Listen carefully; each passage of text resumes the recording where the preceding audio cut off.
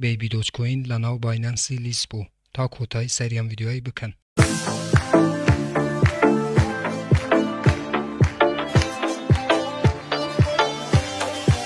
بنای خدا سلام هاوران هیوام در شوینه بن ساخو سلامت و تندروز بن انشالله. برازان دیسان اومنی هاتماین لخدمت ایوه بو پیشکش کردن ویدیوی کیتر لازنجیر ویدیوکانی بعد سنان پارل انترنت لپیجی فیسبوکی بعد سنان پارل انترنت هر و حالا چنل یوتیوبی بعد سنان پارل انترنت و برزانه که یکم جارو چنل بینن لیره چنلی بعد سنان پارل انترنت ها کمن نیات معین هفتانه 4 ویدیو لریو چنل و بلاو کموه که ایوه بی برام بدتوانن درو الکترونیا کان و هر وها دولار امریکی به دست بینن بووی ایوه هیچ شکل ویدیوکانی دهاتو لدست ندن کمن بلاویانه کموه چنل که سابسکرایب بکه زنگولای تنشش حالاک بکه بووی هر کاتی کم ویدیو یک آپلود کم یا خود بلاو کموه یوتیوب لاره نوتیفیکیشن و ایوه آگادار بکاتوه و یکم کسبن که بین ویدیو کام ببینن لوانه بسیار زور کس ل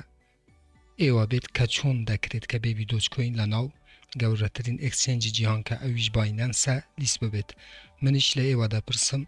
بوچی بیبی دوج کوین چی کمتره لو میم کوینانه که از سالنا بایننس لیستن و معامله پیکره هاوران لراستی بیبی دوج کوین لنا بایننس لیست نبوه بلام هنگاوه که زور گوره ناوه که اویش لناو بشی پرایس و تا لناو بشی پرایسی بایننسی زیاد بوه و تا لناو خودی بایننسی و توانن نرخ و نموداری بیبی دوج کوین ببینن کار وکو لیرانه که لیرانه تخمینی بایننسیه که بیبی دوج کوین 2.0 کم بکاتوه و تا همان رچکه که شیبایی بری بیبی دوج کوینیش هر بم شوایه ده و هنگاوه کان یک به یک چیتا پیش شوه شیباش عزیزان هر وکو بیبی دوج کوین کاته که ها تناو بشی پرایسی اکسچنجی بایننس مانگک پینا چو لدوی اوی که نمودار و نرخ شیبه ها تناو بایننسی مانگک یا خود چر روژک پیچو یا خود پینا چو لبیرم نیاب دواتر ها تناو بایننسی و به یک جاری لناو خودی بایننسی معامله پیکره باشه بیبی دوج کوینش استاکهاتی تناو بشی پرایسی بایننس که گورترین و یکمین اکسچنجی دنیاه آیا لو ما نزدیکانه دا بر راستی دا چه تناو بایننسی من پیتاناریم بله چون که همان رشکه که شیبایی بری بیبی دوج کوین دو اونده قوتر هاتی تا پیشه و دلنیاتانه کموه کلموه که نزدیک دا به یک جاری بیبی دوج کوین لناو بایننسی لیسته به زیادبونی بیبی دوج کوین لبشی پرایسی بایننس بخوی هنگاوه که زور گوره و تا اما انذاره که بایننس به هولدرکان بیبی دوج کوین نده که لم نزدیکانه براستی بیبی دوج کوین لناو بایننسی لیسته بید و مجده که تر عزیزان که کمونیتی یا خود مالپری بیبی دوج کوین لناو تویتری 1,200,000 فالووری دیپارند اندامی دیپارند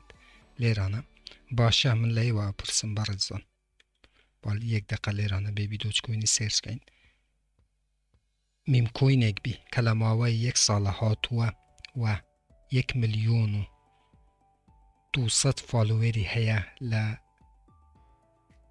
تویتری و هر وها لیرانه پیشوی ببیت عزیزان با چین سر کوین مارکت کپی و هر وها 1,500,000 هولدر زیادتری هبه بوچی لیست نبه بوچی بایننسم میم کوینه لیست نکه لخوتان بپرسم بوچی بر راستی سرکوتنا گورکانی بیبی دوج کوین روش بر روش ابینین لم نزیکانه هاوران با یک جاری بیبی دوج کوین لنا بایننسی لیسته بید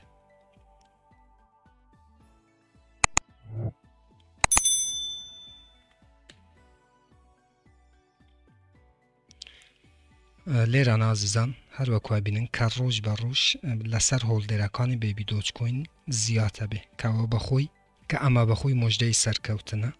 زور بسر ای اچتا پیشه و هر وکو بینن که 1,206,000 فالووری دیپارن ل تویتر و با ویدیو که درش نکم ولی کوین مارکت کپاش که تماشام کر عزیزان نزدیکی 1,510,000 هولدری دیپارن تنها هولدی بکن برزانم چاوره سرکوتنا گورکانی بیبی دوج کوین بن لماوی چند مانگی دهاتو دا و او کاتی ویدیو که تایبه دروسه کم که چون ئەوانەی کە بەڕاستی هۆڵدەری بێبی دۆچکۆین بوون زیاترین قازانج ئەکەن و بەڕاستی ژیانیانە گۆڕێ و من مژدەی سەرکەوتن بە هەموو خەڵکی کوردستان و جیهانەدەم. هەر ڕەخنا کامێن پرسیارێکە بوو لەژێر ڤیدیۆ لە چەنەلی یوتیوبم بنووسن من بە چاوان جوابتانەدەمەوە تا ڤیدیۆیەکی تر وێبسایتێکی تر ئەپێکی تر هەروەها بەرنامەیەکی تر هەمووتان بەخۆی گەورە سپێرم. خوا یار و پەنای ئێوە بێت خواتان لەگەڵ.